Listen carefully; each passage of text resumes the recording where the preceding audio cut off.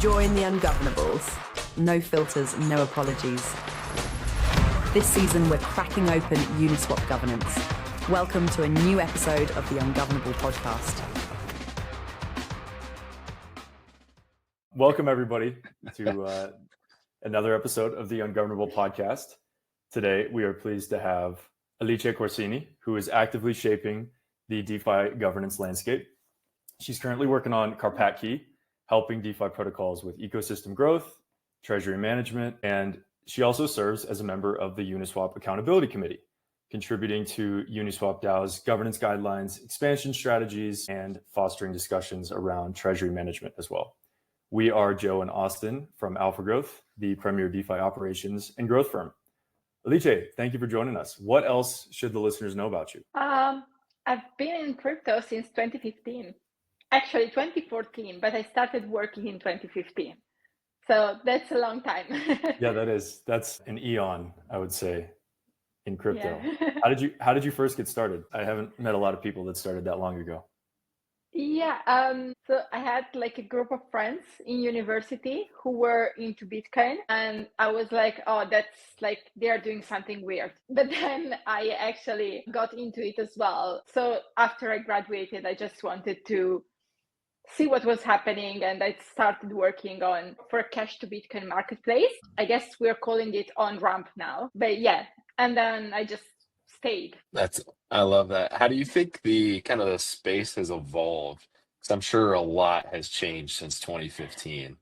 What's kind of the big themes and big takeaways from what's changed over the past 10 years? I mean, I think that we've improved a lot, like we've come a long way. And sometimes like when you have like a 1.4 billion like hack, it doesn't look like it, but it really is. Because for example, I think like the interaction is just like the UI and UX, it improved really a lot, in the sense that like back then it was really hard to, just like have a wallet. You had to know a lot of things, while right now there are things like Rabbi that make it very easy to just have a wallet, or Coinbase. So I think that's one aspect that really improved. And then I also think that we are more conscious about security and self-custody. I mean, I'm guilty of having lost access to my wallet one or two times. Luckily, there wasn't a lot in it, but it happened, and I think it happened to many people. So I think that over the last few years, we really improved on that, and now, like, I think we're more cautious about that. So yeah, that's great. And then also like the general ecosystem really changed, and it's now more accepted into like the real world, and we also have like many more applications that are actually being used, because like in 2014, like Ethereum was just about to be launched, and you just had Bitcoin, which was cool, but then like you couldn't really do anything with it. I was actually like, there was like a place that accepted Bitcoin, and so I used to go and have aperitivo and drink like Aperol spritz and paying it in Bitcoin, and that was like That's the only life. thing that you could do.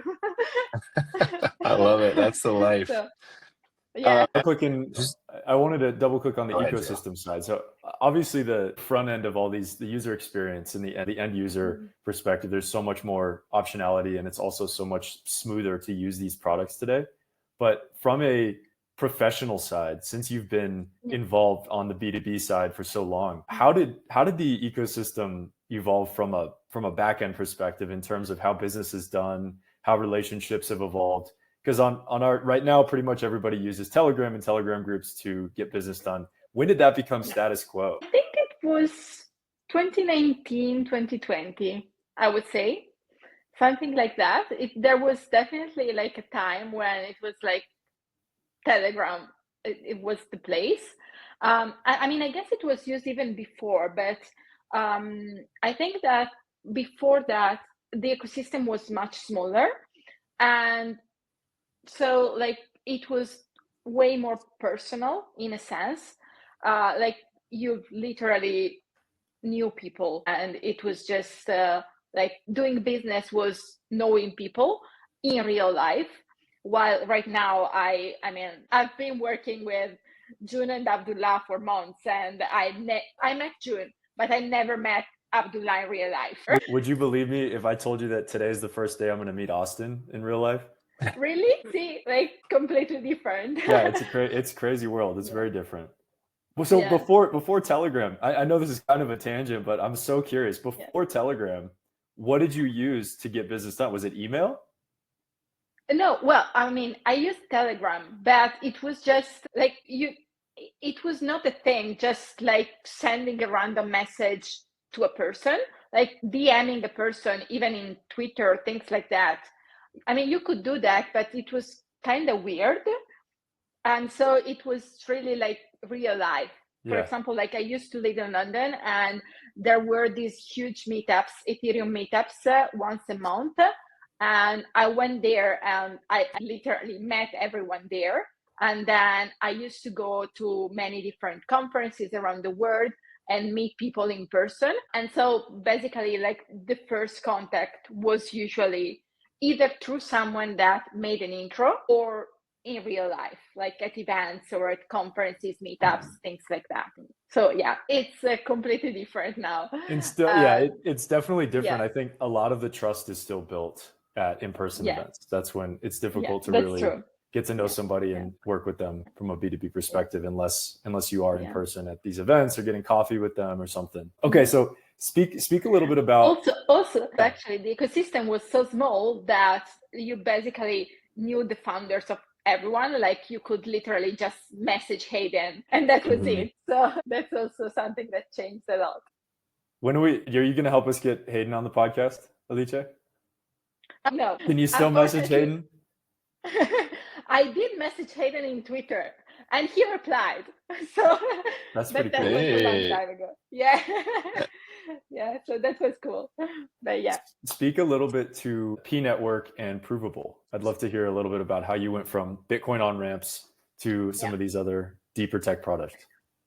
Yeah, so actually originally it was called Oracleize. It was like one of the very first examples of oracles in the space. And it was originally on Bitcoin. And then when Ethereum launched, it launched on Ethereum. And it was obviously like a much better fit. So that's how I got into basically the more technical space through oracles. And again, like I helped grow Oracleize, then became Provable through its initial phases, and onboarding developers had a lot to do with going to hackathons and literally onboarding developers almost not really one by one, but like there was like a direct fill. What today we call DevRel, it was the same back then. So I helped growing Oracleize, and we had the biggest developer community for the Oracle service. It was the most widely used Oracle service in the space. And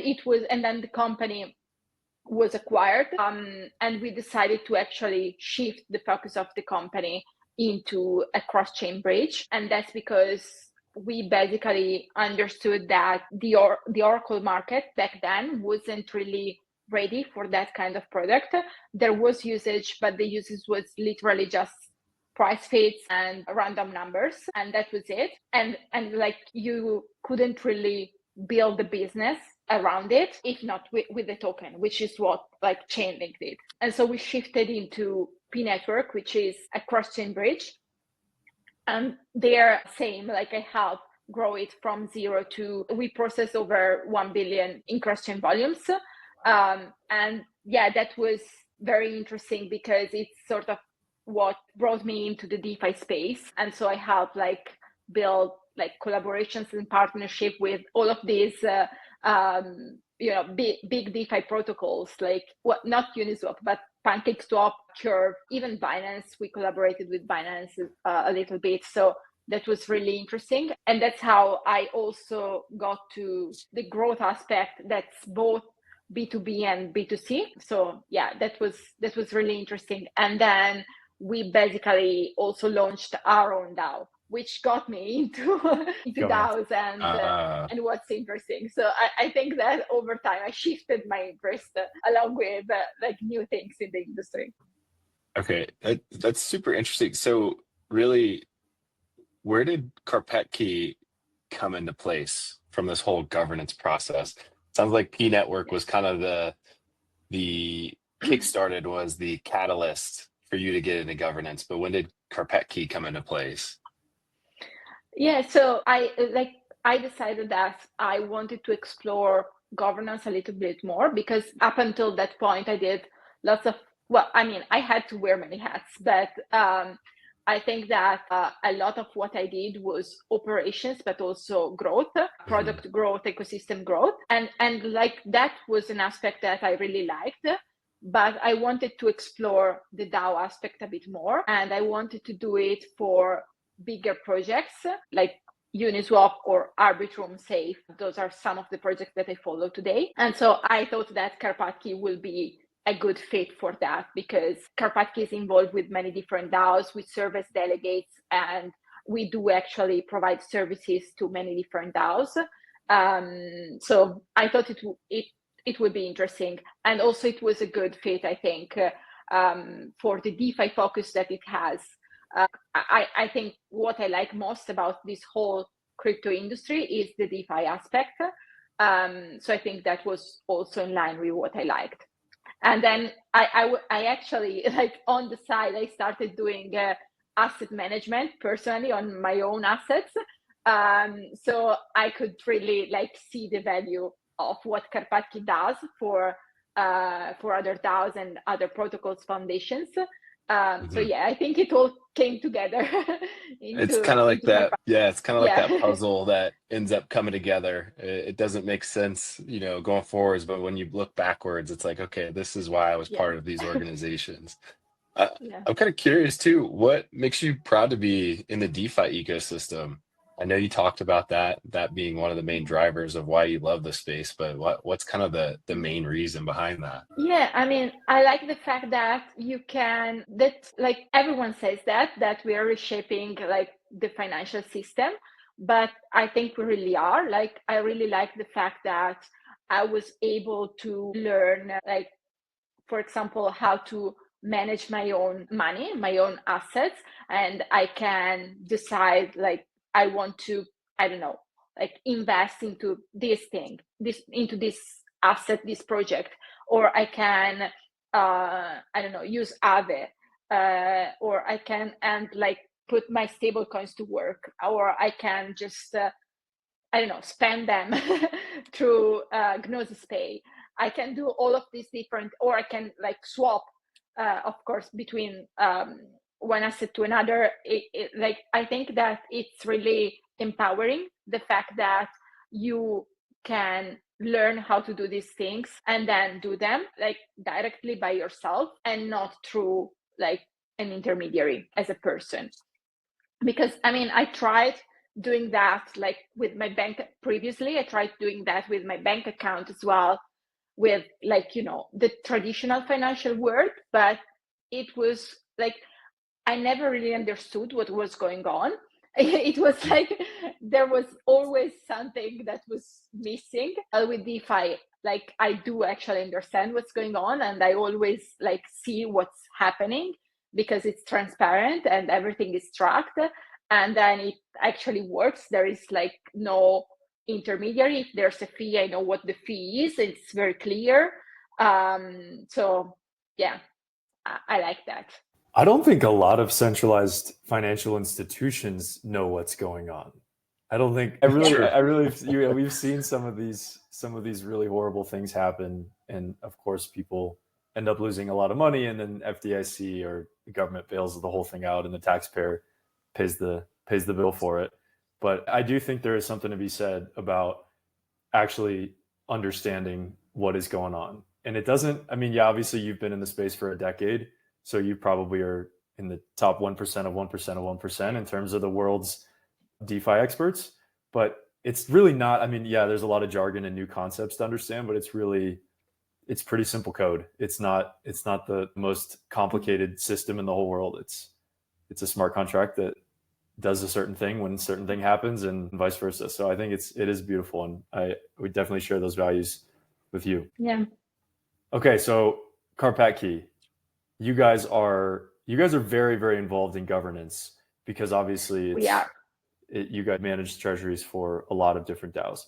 Are you personally involved in a lot of these different DAO governance, or do you guys have dedicated teams that do that? No, we have a governance team. I'm part of the governance team, and we kind of like split DAOs between ourselves. So I'm involved with Uniswap, Arbitrum, DYDX, Safe, and Gnosis. Okay, awesome. And the way that you guys, I'm just curious from an organizational standpoint, because we obviously we work and interface with a lot of different DAOs as well, and the culture across the DAOs is very different. The structure and the way that these things are actually laid out is different.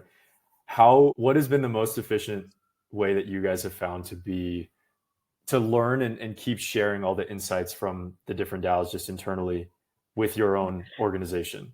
Yeah, I mean, we have like recurring check-ins with the governance team, where we basically like share with each other what's going on in the different DAOs. But I think that the fact that we have like one person dedicated to one DAO, rather than having like all of us like working on all of the different DAOs, is the fact that, as you said, each DAO is kind of like its own ecosystem. It has its own culture. It's completely different from another. And I think this enables us to be really involved and know what's going on in that specific DAO, and also be able to support that specific DAO and that specific project in a very like efficient and effective way. And then we do have regular check-ins internally, where we kind of share what's going on, and like we share learnings or what like something cool that is going on in different DAOs. So there's definitely an element of we can learn from each other and from what's happening in the different DAOs. But then there is like a personal element of having like one person dedicated to each DAO. We do actually, we use this system both for the governance team and more in general for the entire Karpatki organization, even for the DAOs where we provide services like treasury management or ecosystem growth. We have like a dedicated team for that specific DAO, and then we have regular check-ins to share information. I really appreciate that approach from guys of someone who we're also delegates in certain DAOs, and there's nothing more annoying than having to interface with a service provider that doesn't have a point of contact. Yeah. It's like that idea when you send a message in a group chat asking for information, everybody sees the message and they're like, someone else will respond to this. Yeah. But if you have a neck to choke, then it's nice, because then you can actually interface and it's a little bit more of a human interaction. So I really appreciate that approach with you guys. Quick, also Facu on your team.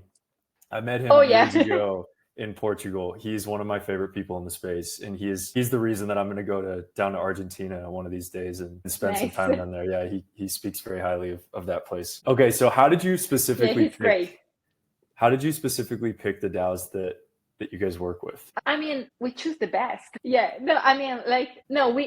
We do actually do a selection of the DAOs we work with. We don't work with everyone. So one aspect is DeFi. So we really want to help scale DeFi. So I think that we try to be focused on DAOs that are related to DeFi. And we had, for example, DAOs from gaming or NFTs reach out and ask if we could be involved, and we said no. So I think that we are very focused on DeFi. And also we try to usually evaluate the potential of specific projects that we think either that are making a concrete impact in the space, or that we think will make a concrete impact in the space in the future. So we try to support what we think, either what is the best or what we think is going to be one of the leaders or the catalysts for the growth of DeFi. Yeah. So the treasury management piece to me is crystal clear. I think that's that's a major value add. And since you guys are definitely one of the premier, if not the premier, DAO treasury management providers, I think being first to market and having that trust is tremendous. And I think you guys are definitely going to win in terms of that race. On the ecosystem growth side, I'm very curious what you guys are focusing on and how we might be able to help introduce you to some of the DAOs that we're working with. I'm curious which aspects of ecosystem growth you focus on. Yeah, I mean, I think that we sometimes it's hard to see how sustainability and growth can go hand in hand, but it's actually really useful because they do influence each other. Like the more one DAO is sustainable, the more it has resources to grow, and also the more one DAO grows, the more it sort of has brings in revenues into the DAO if it has that capability, or it brings in new users, new people within the DAO. So I think that those two aspects are really complementary, and so we try to focus on both. And treasury management is definitely our core and the main thing that we do. But for some ecosystems, and I would say Gnosis is a great example of that, we do actually help with ecosystem growth as well. And that's, for example, and that's because it's the request of the DAO. So I think the main thing is that whenever we get involved, we don't really want to impose our view into the DAOs we work with, but we want to empower them to reach what their goal is. So for example, Uniswap, it's clear that one of its goals is growth.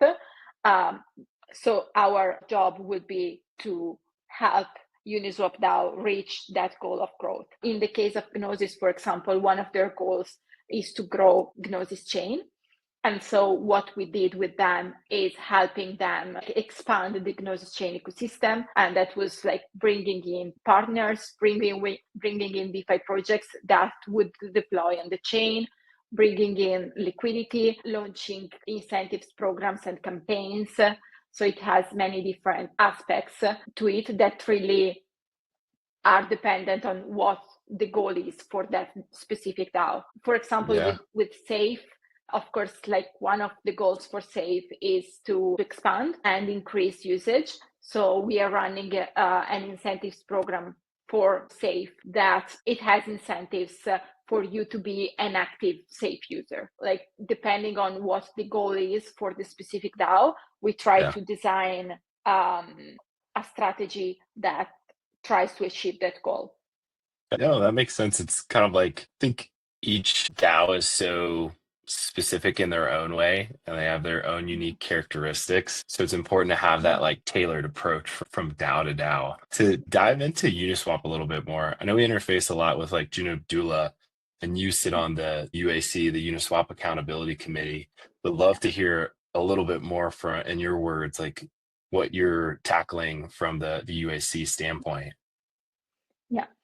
I love being part of the UAC. I think it's really fun and it's been really, really interesting, especially because lately we've been working behind the scenes on V4 deployments. And so that was very interesting because it's, we of course, we are already actively working on V3 deployments, and we helped deploy Uniswap V3 on many different chains. But with the rollout of V4 and V4 now being live, we are working with various stakeholders.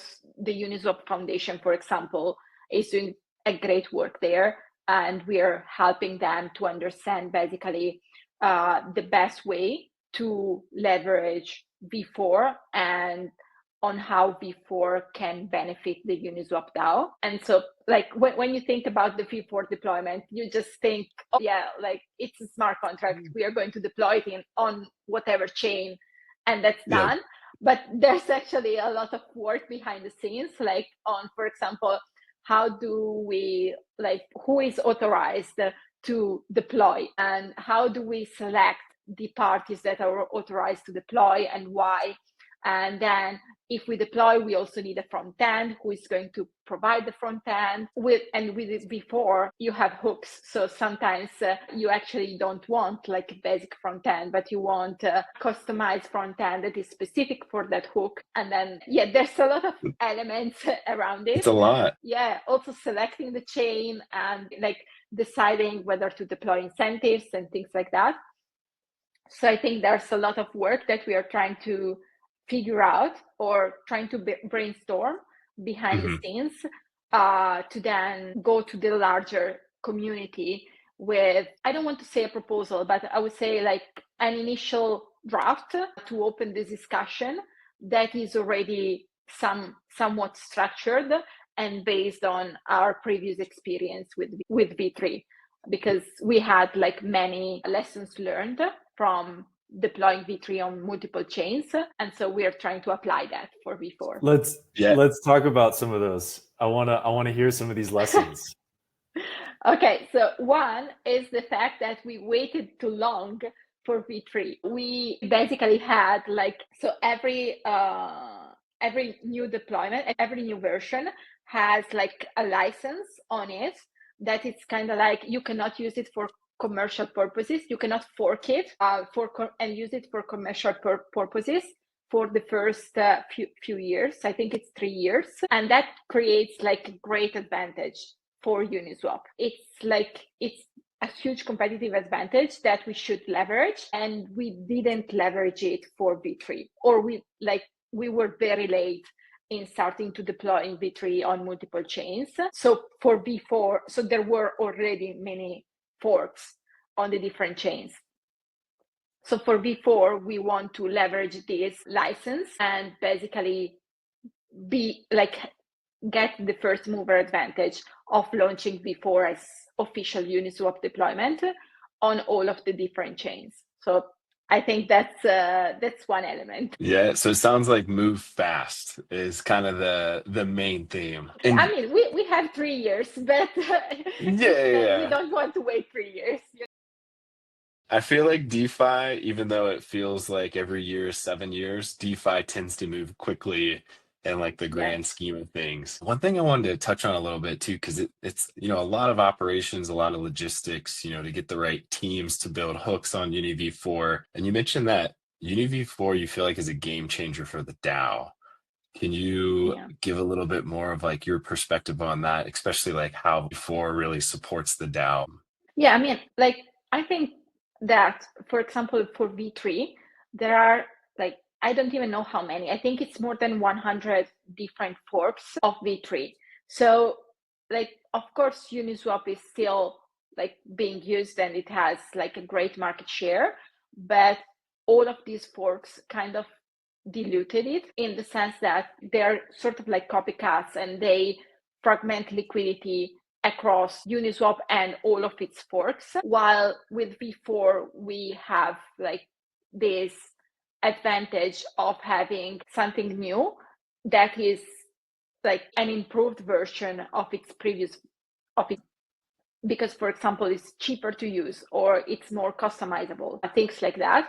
And so I think we should really leverage that, and that creates a benefit for the DAO because I think it creates the potential for the DAO to capture more market share across all of the different chains. So yeah, I think it's a great opportunity that the DAO should leverage. And then also maybe we are getting the fee switch this year. So if we get great volumes on V4, we also can get direct revenues to the DAO. We'll definitely touch on the fee switch in a little here. Yeah. I want to ask one more thing about the UAC. How do you envision as the Uniswap brand protocol DAO continue to grow? What areas do you think the UAC is going to expand into?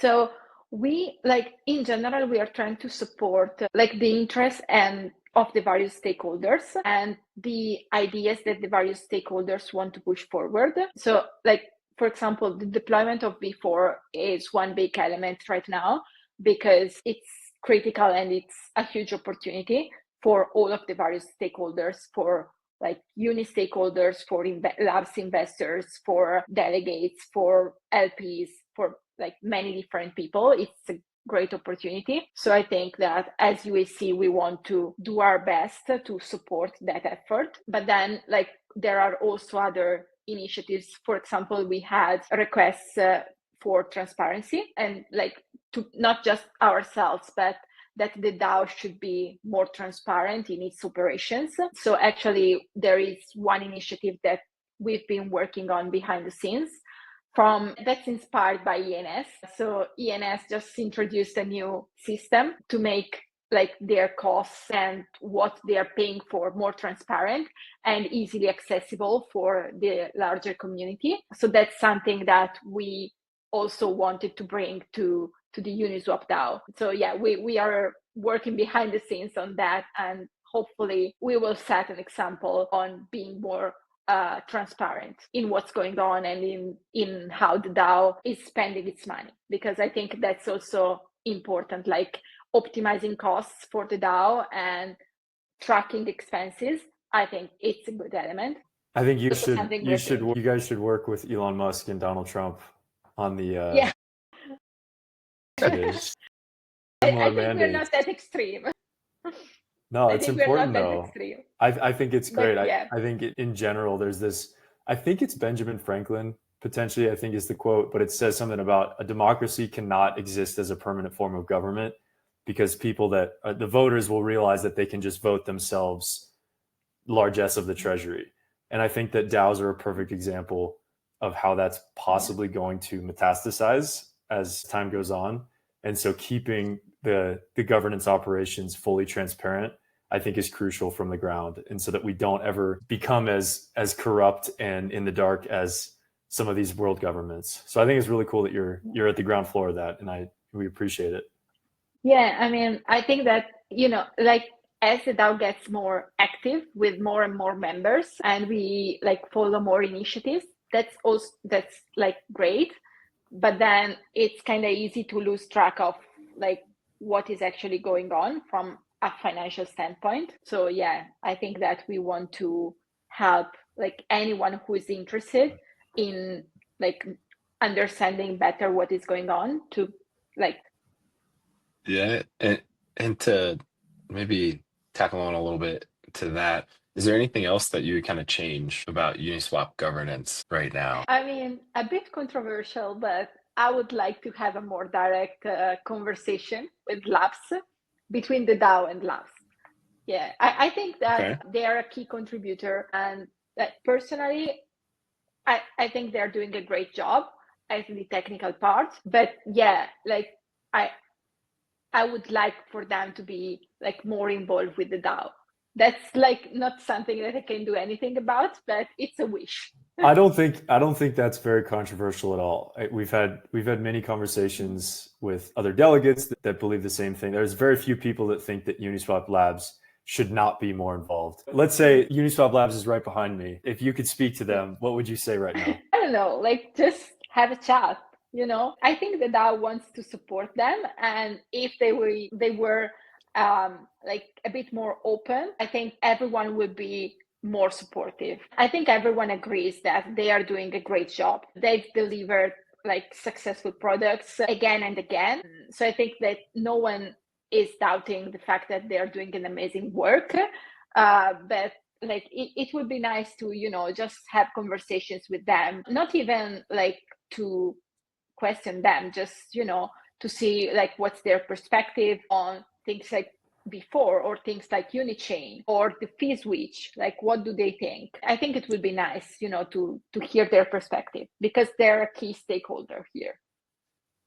Very true. So yeah, I think one of the biggest issues is that they don't need support from the DAO. Yeah. They've built this engine that is incredibly lucrative. They built the most successful brand, and they own the trademarks of the most successful brand in the entire space. So they don't really need the DAO, but I think it'd be nice because they're kind of like a big brother to the DAO. Yeah. And we want them to help support and help bring their perspective and give advice and give their wisdom to the DAO, I think. And I think it's a very reasonable thing. And they're just trying to be safe. They don't want to. No, yeah, absolutely. I totally get their position. And I mean, I totally understand that. I just think that in an ideal world, it would be nice, to have them more involved with the DAO. Oh, for sure. And I feel like that's where, if there's that open line of communication, then the DAO also knows where to help out, right? It kind of Yeah, knows where to yeah, fill that gap and fill that role. yeah, definitely. All right. So other So than okay, we talked a little bit about V4. Let's talk about the fee switch. So how does I know, yeah, that's the fun stuff. So how does Karpat Key come into play with Uniswap, with the fee switch, with the ability to have a DAO generate revenue in a legitimate way? How do you see all that happening? I don't think that's too related with Karpatki, in the sense that, I mean, Karpatki, we were part of the Uniswap Treasury working group. So we've worked on this research to understand how to best leverage the Uniswap Treasury and what we could do with it if we were to mobilize it. So, in essence, the report says that it would create benefits if we were to mobilize the Treasury and use it for to do some kind of treasury management, because it would support the DAO and the Uniswap project in the long term, and it would also support its growth. So that's one aspect, and that is basically one of the main recommendations or suggestions is to create a stability fund that basically generates non-operating revenues for the DAO. And I think that's one aspect, and it sort of goes in parallel with the fee switch. That is an initiative that says we have this great protocol that generates lots of volumes, and it generates revenues, it generates fees that are currently being distributed to LPs. So it would be great for the DAO to also benefit from that and create operating revenues for the DAO. So I think both approaches make sense. And indeed, it's what, if you look at the biggest traditional companies, they do both. They both have operating and non-operating revenues. And Uniswap today, if we look at the size of it, it's huge enough to be a complex organization. So yeah, I think that it would be nice to have both. And both have challenges, mostly legal at the moment. But yeah, I think that ideally it would be great to have both. And I think that serves the token holders in many, many ways other than just one, where if you're spending real revenue that the Treasury is earning, if you're spending that to run the DAO and cover all of its expenses, you don't have to sell the token on the open market in order to cover your expenses. And that should go without saying, but I think there's a lot of people that maybe don't see it that way. And I know that there are some legal ramifications, and that's kind of what's been the holdup. But so talk a little bit about the Treasury Working Group and what the mandate is and what you guys have focused on and what you've learned so far. Yeah, so the mandate is basically understanding, it's an exercise where we pretend we can mobilize the Uniswap Treasury, and we try to better understand how, what the Treasury is today, and how, if we were to mobilize it, what kind of activities we could do with it. And so we published a report where we basically said that that we did interviews with many different stakeholders, and we agreed that there are two main elements, two main North Stars for the DAO. One is sustainability and one is growth. And we basically believe that the Treasury is big enough today that we can tackle both. And for example, we name examples of activities that we could do with the Treasury to achieve those elements. And one that we suggested is creating a stability fund where we basically leverage some of the assets in the Treasury, some uni in the Treasury, and we leverage them to generate non-operating revenues. So we would basically gradually diversify those assets into in a way that it doesn't impact the price, but then basically converting them either like in stable coins or blue chip assets, and use these assets in DeFi strategies that generate revenues. Basically, we are able to generate an amount of revenues that covers for our expenses as a DAO. So this is basically a way to effectively support growth for the Uniswap DAO and for the Uniswap project. And then there are other elements as well. So for example, like the fee switch is another way where the DAO could generate revenues. UVN, so being validators in the Uni chain, it's another way that could be leveraged to generate revenues. But yeah, in general, it's basically, we published a very detailed report on potential opportunities that we have. And I mean, the ultimate decision will be up to the DAO. So it will be the DAO deciding if they want to mobilize the treasury, and if so, what they want to do. So yeah, ours is basically an educated opinion on possible ways to do that. Are there any strategies that you guys have approached that are single-sided liquidity provision, or ways that we can earn on the Uni token without having to sell it? Yeah, I mean, potentially there's protocol-owned liquidity. That's one element that could be done. But yeah, there are legal implications there. So TBD. I have a crazy idea. Can I share it? Go ahead.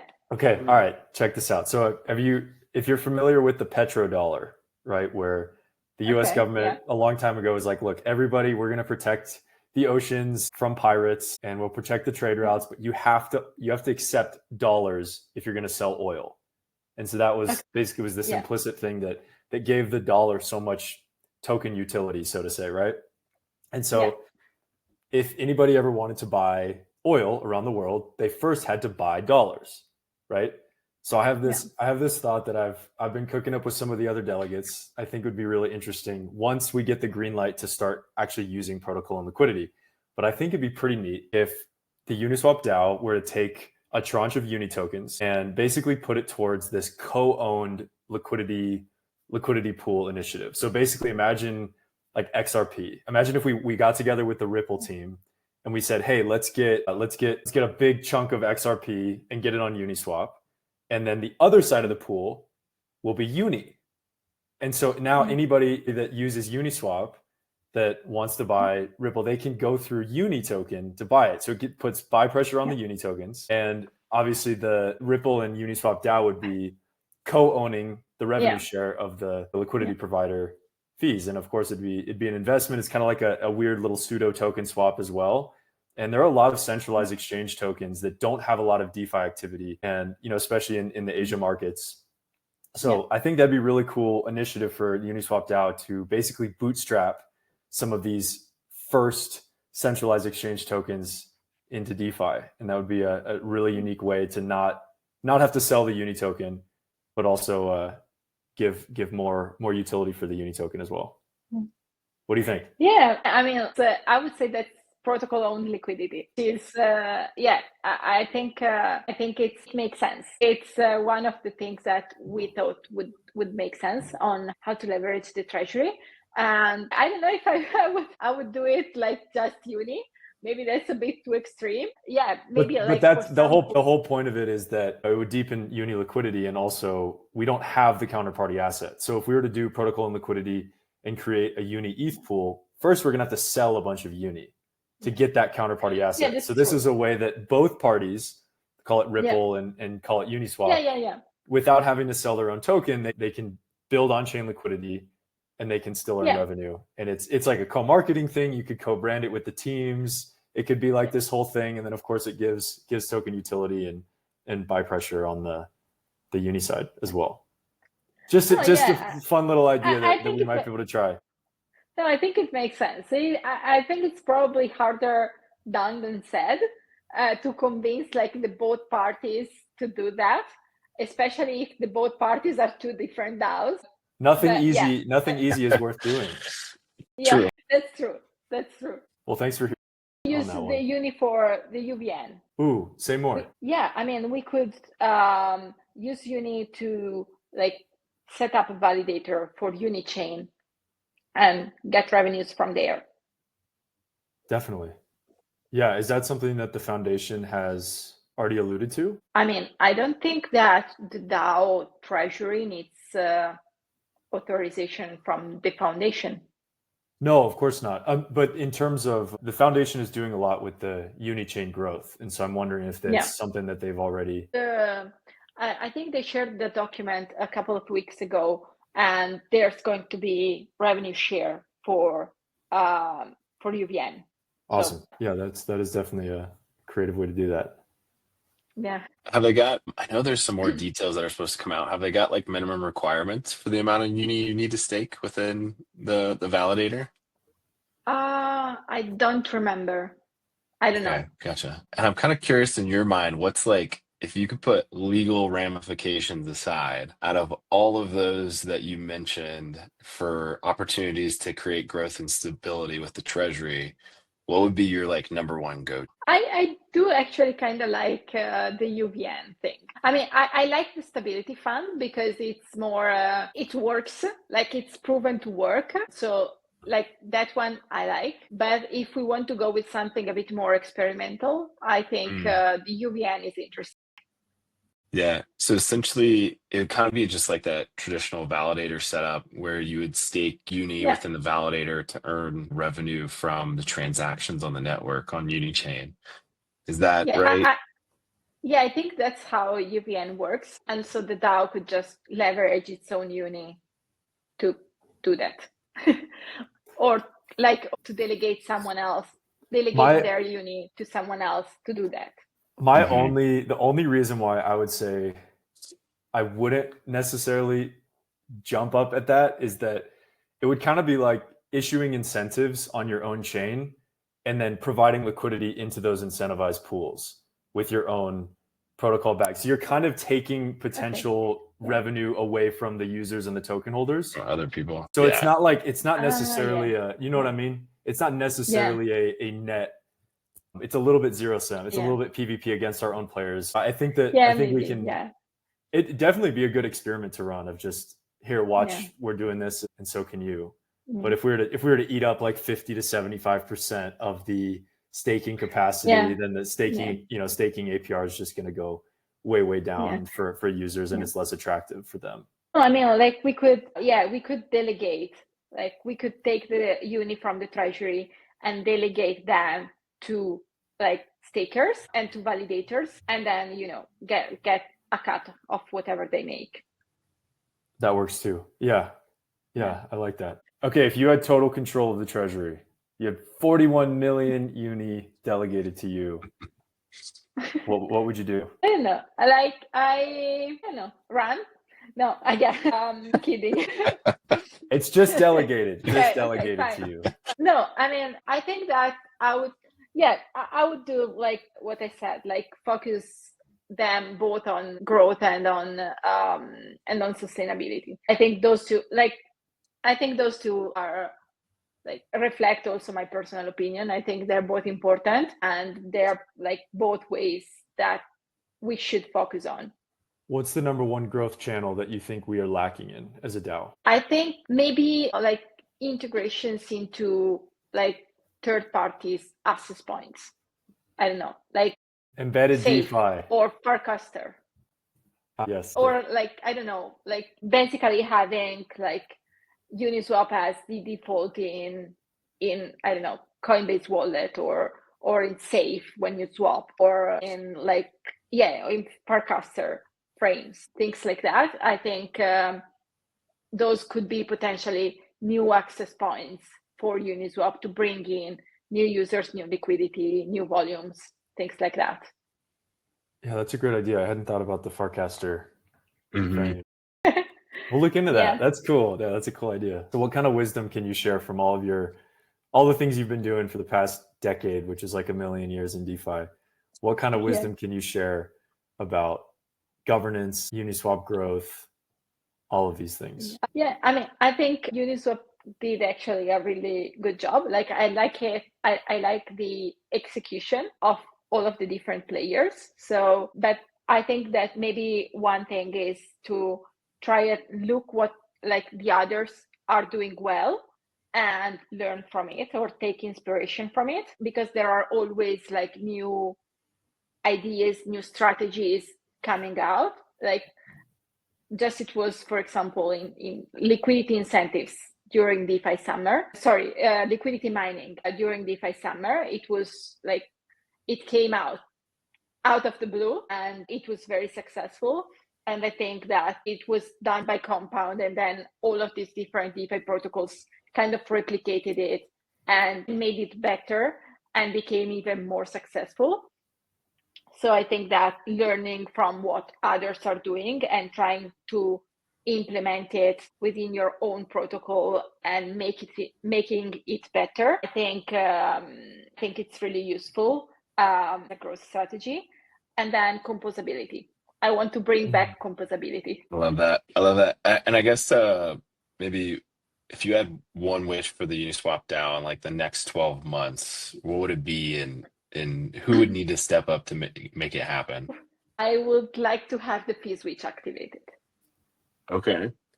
So I don't know who needs to step up.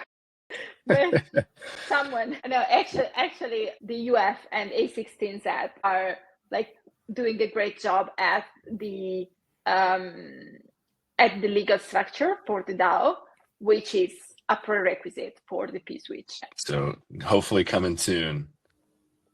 Yeah, hopefully. Fingers crossed. Always. Fingers crossed. It's always soon. Alicie, where can people best follow you and what you're up to? On Twitter. Well, X. It's called X now. Yeah, it'll on always X. be Twitter. Yeah, I'm just Alicie Corsini on Twitter. Beautiful. Well, thank you so much for joining us today. This has been an awesome conversation. Excited to keep working with you guys as we grow over the coming months, and excited to see what else you guys cook up, and hopefully the Treasury working group can start to put some experiments into play. Yeah, absolutely. All right, everybody. This has been another episode of the Ungovernable podcast. Thank you, Alicie, for sharing your insights on governance and growth and sustainability, and of course, the thoughtful approach to the cross-chain expansion. For our listeners, do not forget to catch us on Spotify and YouTube, dropping new episodes every week. Follow us on Twitter @GrowUniswap. And yeah, we are Joe and Austin. We will see you guys next week. Thanks, everybody. Bye. See ya.